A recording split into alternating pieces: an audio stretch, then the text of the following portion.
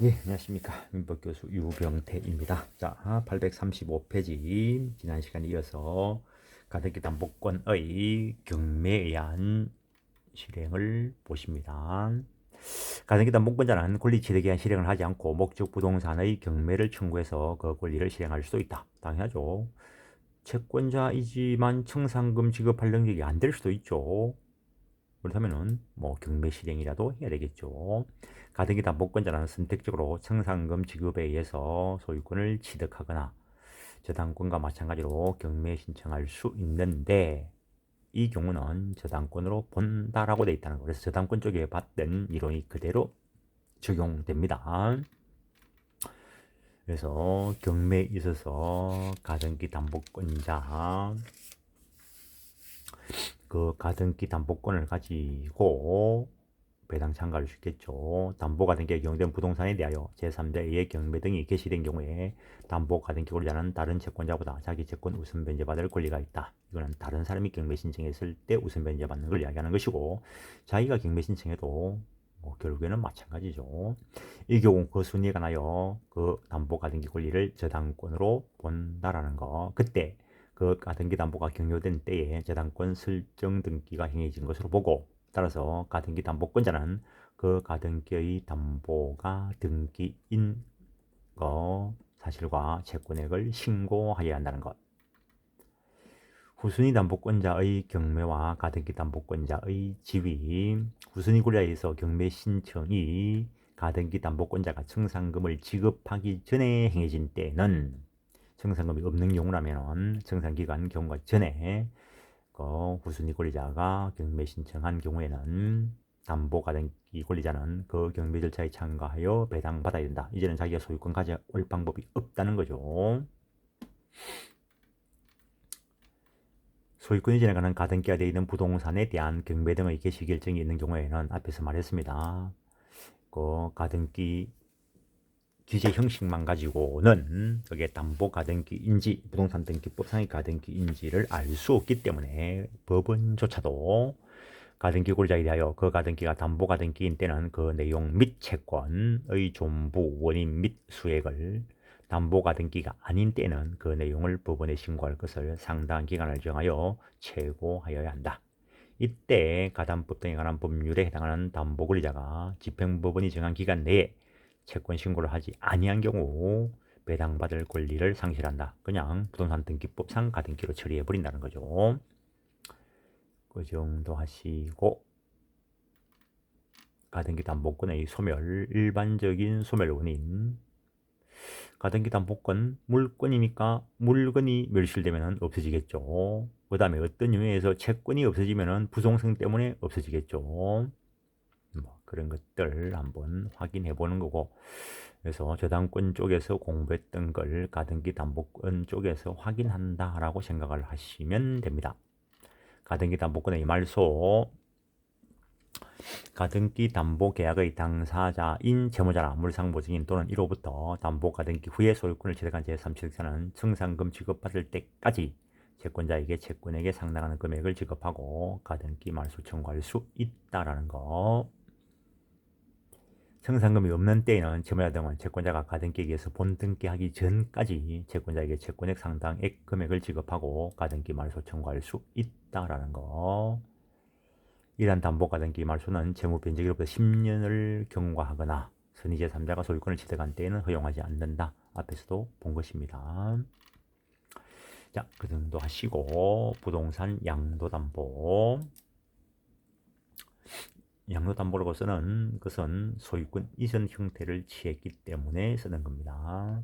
소비대차와 더불어 담보계약을 할 때 담보부동산의 소유권을 채권자에게 이전해주고 채무 이행이 있을 때 그 소유권을 다시 이전받아 오기로 약정한 경우를 말한다는 거. 이것도 등기 등록으로 공시되는 재산권은 담보설정 계약 시 그 목적물 가액이 소비대차나 준소비대차에 기한 차용액과 이자의 합산액을 초과하는 경우에는 이 경우에도 가등기 담보법이 적용된다는 거. 그래서 이 요건이 구비가 되면 가등기 담보법이 적용되고, 이 요건이 구비가 안 되면 종래 관습상 인정되는 신탁행위로서의 양도담보가 될 것이라는 겁니다.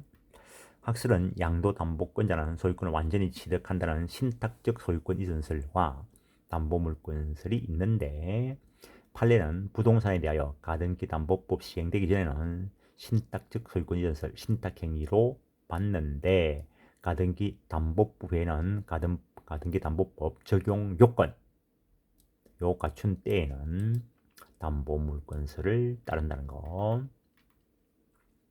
그래서 양도담보일 때 돈 빌려오면서 가등기를 했을 때 가등기 담보법 적용되는 부동산 양도담보가 있고, 가등기 담보법이 적용 안 되는 부동산 양도담보가 있다는 겁니다. 예를 들어서 돈 빌려주고 소유권 이전 등기를 받아놨다면은 이것은 가등기 담보법이 적용되는 양도담보, 물론 목적물 가액이 그 채권액을 초과한 경우라 해야 될 것이고, 그 이외에 불법 행위로 인한 손해배상 채권이나 공사대금 채권 등을 담보할 목적으로 소유권 이전 등기를 해놨다면은 그 경우에는 가등기 담보법이 적용 안 되는 부동산 양도담보가 될 것입니다. 소비대차나 준소비대차에 의한 채권을 담보하기 위한 양도담보는 양도담보 설정계약과 함께 목적이 되는 권리 이전이 있어야 한다는 거, 등기 등의 공시 방법을 갖춰야 한다는 거, 그 정도 하시고, 대내적 효력, 담보 목적으로 이용관계, 소유권 이전 등기를 해놨지만 뭐 당연히 이용을 누가 할 것인가에 대해서 합의가 있으면은 그 합의대로 가면 됩니다.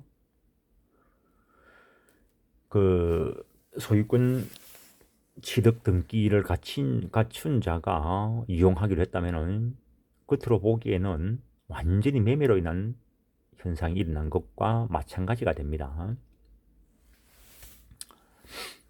그런데 특약이 없다면은 설정자, 원소유자가 점유 사용하는 것으로 새겨야 한다라는 거. 그다음에 가등기 담보법 적용되니까 뭐 우선 변제권 적용될 것이고, 양도담보권자의 의무, 취득한 권리를 담보 목적을 넘어서 행사해서는 안 될 거라는 거. 자기가 완전히 소유자와 같은 처분 행위를 하면 안 되겠죠. 그 다음에 대외적 목적물의 처분, 양도담보권자에 의한 처분. 양도담보권자, 이 사람이 지금 소유권 등기를 가지고 있죠. 이 사람이 자기 재산으로 처분한 경우에는 가등기 담보법에 의해서 양수인이 그 선의인 때는 소유권 취득하고, 가등기 담보법 때문에 그렇습니다. 그래서 등기부에는 매매로 인한 소유권 등기가 되어 있습니다.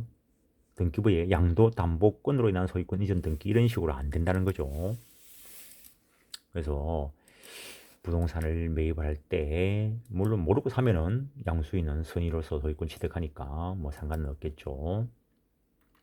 설정자에 의한 처분, 부동산의 경우 실제적으로 소유권이 양도담보권 설정자에게 있어도 등기는 지금 양도담보권자에게 있습니다. 따라서 양도담보권자의 협의 없이 설정자 단독으로 이전 등기해 줄 방법은 없습니다. 현실적으로. 그래서 뭐 좀 강력하게 담보적 역할을 하겠죠.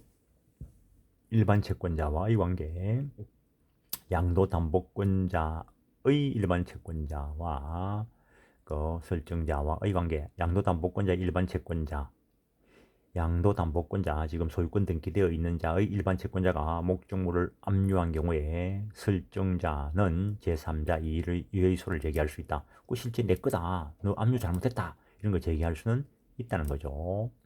변제기 도래 후에는 변제 후에 제기할 수 있다는 것. 또한 양도담보권자의 파산이나 회사 정리 절차 개시가 되면은 이런 경우에는 그 실제 소유자가 설정자에게 있죠. 그때 실제 소유권이 내한테 있다. 환치권 행사할 수 있다는 거죠. 담보권이 있는 걸 주장하는 것을 별채권이라 하고, 소유권이 있는 걸 주장하는 것을 그 환치권. 그 다음에 설정자의 일반 채권자와 양도담보권자의 관계. 설정자의 일반 채권자가 압류한 경우에도 양도담보권자는 우선 변제 청구의소를 제기할 수 있을 뿐이다. 또한 설정자가 파산한 경우에 양도담보권자는 이제는 이 사람은 담보권자니까 별채권을 가진다는 것. 제3자에 의한 침해, 설정자가 목적물을 점유하는 경우에는 설정자가 점유보호 청구권이나 소유권에 의한 물권적 청구권을 가질 것이고, 판례는 부동산 양도담보권 설정자는 등기 명의 없이도 그 부동산의 실질적 소유자임을 주장하여 불법 점유자에 대하여 방해 배제 청구할 수 있다라고 했다는 거. 그다음에 양도담보권자는 저당권과 같은 물권적 청구권 행사에 의해서 보호받을 수 있다는 것. 부동산 양도담보권 실행, 가담법은 양도담보권 실행관에 대해서 명문의 규정을 두고 있지 않다. 가등기 담보권 실행에 대해서 규정을 하고 있죠. 근데 어쨌든 가등기 담보법에 따른 사적 실행이 인정되면 당연하다. 청산금 지급하면 된다는 거죠. 변제 이후 통지를 하고 기간 경과 후 청산금 지급하고 그러면은 등기는 이미 자기한테 있으니까 완벽한 소유권 취득하게 되겠죠. 근데 이미 소유권을 가지고 있기 때문에 스스로 경매 실행하는 것은 좀 곤란하다 이런 것이죠. 다른 자가 경매 신청하면은 담보권이니까 우선 변제권 있다라고 봐야 되는 것이고, 부동산 양도담보권 소멸 담보권이니까 어떤 연유로도 피담보 채권이 소멸되면은 부종성에 의해서 담보권 소멸할 것이고, 담보 물권이니까 어떤 연유에서 목적물이 멸실되면은 그 물건 위에 존재하는 권리는 다 소멸되는 것이 원칙이고, 물상대위가 나타날 수 있는 것은 별개의 문제고, 그 다음에 가등기 담보법이 적용되지 않는 부동산 양도담보, 소비대차나 준소비대차에 의한 차용액을 담보하기 위한 것이 아니라 매매대금 채권 등을 담보할 목적으로 이전 등기를 해둔 경우라면 가등기 담보법 적용되지 않는다는 거. 이 경우는 신탁행위로 보는 종래의 이론이 그대로 적용되어야 할 것이다 라는 거. 가등기 담보법이 적용되지 않는 양도담보의 성립, 어떤 소비대차나 준소비대차에 의하지 않은 비담보 채권이 있어야 될 것이고, 그걸 담보할 목적으로 소유권 이전 등기가 돼야 될 것이고, 효력, 소유권 관계에 마찬가지로 실질적인, 대내적인 실질적인 소유권은 설정자에게 있을 거고, 대외적으로는 양도담보권자에게 이전되어 있다는 거죠. 대내적 효력, 담보 목적물 이용 관계, 이거는 가등기 담보법 적용되는 경우나 안 되는 경우나 다를 바가 없고, 그 다음에 대외적 효력, 양도담보권자에 의한 처분의 효력, 이런 것들은 그냥 한번 읽어보십시오. 근데 요거는 요 하나 보면은 신탁적 소유권 실질 이전설에 의하면 양도담보권자가 대외적으로는 완전한 소유자입니다. 그래서 그 자가 처분해버리면은 제3자는 선악을 불문하고 소유권 취득하는 것이 원칙이라는 거. 가등기 담보법이 적용되는 경우에는 선의 제3자만 소유권 취득하죠. 종래 신탁 행위로 보는 이론상 그렇게 처리됐다는 겁니다. 그 다음에 설정자에 의한 처분 효력, 이것도 앞에서 이야기됐죠. 가등기 담보법 적용되는 경우하고 차이가 없습니다. 왜냐하면 담보권자에게 소유권 이전 등기가 되어 있기 때문에. 그 다음에 양도담보권자의 일반 채권자와 설정자와의 관계, 양도담보권자의 일반 채권자가 압류한 경우에는 설정자는 대외적으로 소유권이 없으므로 제3자의 이해소를 제기할 수 없다. 이건 가등기 담보법이 적용되지 않고 종래 신탁 이론이 적용되기 때문에 제3자 선악을 불문하고 그 자에게 대항하지 못한다. 그쪽으로 생각을 하시면 되고, 그 다음에 설정자가 목적물을 점유하고 있을 때에는 점유보호 청구권을 행사할 수는 있으나 대외적으로 소유권이 없는 설정자는 소유권에 의한 물권의 청구권 없다고 본다는 거. 그 정도 하겠습니다. 그 다음에 동산 양도담보, 채권을 담보할 목적으로 동산 소유권 이전하는 경우를 말한다는 거. 저 앞에 가등기 담보권 들어오기 전에 그런 이야기를 했죠. 질권 설정하기 곤란한 동산, 그때 대지를 가지고 예를 들었던 것 같은데, 양어장에 있는 뱀장어 이런 것도 마찬가지죠. 그래서 이거는 신탁적 소유권 이전설, 신탁행위라고 보는 것이 일반적입니다. 이거는 가등기 담보법이 적용될 여지가 없기 때문에, 등기 등록 대상이 아니기 때문에, 양도담보는 양도담보권 설정계약과 함께 목적이 되는 권리 이전이 있어야 되는데, 동산의 경우에는 인도 공시방법을 갖춰야 되는데 일반적으로 점유개정 방법에 의한다는 것. 민법상 질권 설정은, 점유 개정에 의한 질권 설정은 안 되게 해놨습니다. 담보적 효력을 행사 못하기 때문에. 그래서 질권 설정이 곤란한 물건에 대해서 종래에 관습적으로 동산 양도담보가 행해졌다는 겁니다. 대내적 관계에 양도담보권 설정자와 양도담보권자의 대내적 관계에서는 설정자가 소유자라는 겁니다. 그래서 담보 목적물 설정자가 그대로 그 점유 사용할 거라는 겁니다. 양어장에 있는 뱀장어 100만 마리, 상당히 큰 돈이 되겠죠. 그런데 지금 출하 전이고, 뭐 나중에 출하가 되면 상당히 돈을 벌 수 있는데, 지금 출하되기 전이라서 수익이 없을 때 뭐 그 뭐죠, 그 고기 먹이 그런 걸 사서 먹여야 될 것인데, 저 앞에서 예를 들었던 것처럼 질권 설정하면 뱀장을 다 잡아와서 맡겨놓고 돈을 빌려와야 되는데 그게 불가능하죠. 그러고 점유 개정, 내가 가지고 있으면서 너가 질권자인 걸 하자, 이런 질권 설정 안 된다 했죠. 그래서 양도담보, 내 양어장 안에 있는 이 뱀장어 다 너가 소유인 걸로 하고 내가 일단 돈 빌리자. 그러면서 돈 빌려가지고 그 뭐 먹이 사가지고 그 원래의 소유자가 계속 먹이를 주면서 키우겠죠. 그래서 그 설정자가 대내적으로는 소유자로서 그렇게 점유, 사용, 이용 할 것이라는 거. 양도담보 신탁행위라는 것은 원래 이전받아야 될 권리 이상의 이것을 이전받았지만 원래 이전 취득해야 될 담보 목적 범위를 넘어서 행사하면 안 된다는 거. 대외적 관계에 양도담보권자가 대외적으로는 소유자로 계약서가 작성이 되어 있다는 거죠. 양도담보권자가 처분해버리면 담보물권설에 의하면 담보권자죠. 담보권자는 소유권을 팔면 안 되죠. 근데 담보물권설에 의하면 담보권자로서 팔더라도 양수인, 그 사람은 동산이니까 선의취득에 의해서 소유권을 취득할 수 있지만, 신탁행위로 보면 대외적으로는 양도담보권자가 소유자로 다뤄집니다. 그럼 양수인은 당연히 그냥 권리 취득할 것이고, 설정자에 의한 처분의 효력, 양도담보의 경우에만 가능하며, 이때 제3자는 양도담보의 부담이 있는 소유권을 취득을 하는데, 제3자가 그런 걸 모르고 선의무과시로 취득하면 선의취득에서 양도담보의 부담이 없는 소유권을 취득한다는 거.